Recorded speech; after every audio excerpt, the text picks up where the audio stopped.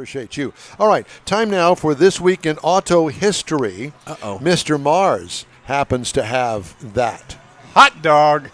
What is timing. It's all in the timing. Hot dogs for auto history. What? They ain't selling hot dogs here. So this week in auto history, May the 19th, Buick was founded by David Buick.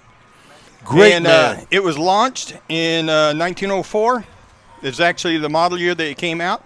There are no vehicles left. Nobody has a real one. There's 2 reproductions that are made. And that later, of course, became part of General Motors when they acquired it. However, Buick, when it really first started, was part of the company known as Buick-Vim.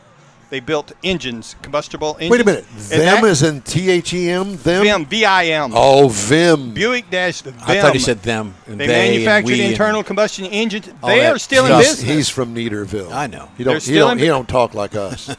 Fortunately. In 1982, the opening ceremonies for the 7 Mile Bridge, part of U.S. 1 overseas highway leading to Key West, Florida. It's a really cool bridge if you've never been on it. Have you been on it? Oh, yes, sir. I love it.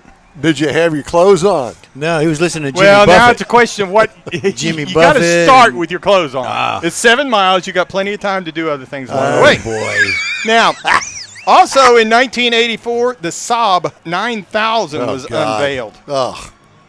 And it actually remained in production until May of 1998. I knew somebody that bought one of those things. What a regret they had from the day it. they drove it off the lot.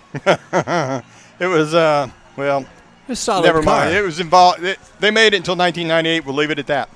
Now, in 1987 is when Chrysler agrees to buy AMC. Now, they really didn't want all the things that AMC was building. What they wanted was the Jeep, out of which Jeep has grown, and that's where the Wrangler actually came from. It didn't exist when it was part of AMC. What was it?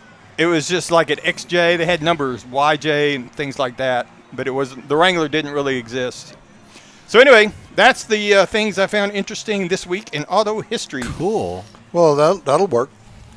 Thank you.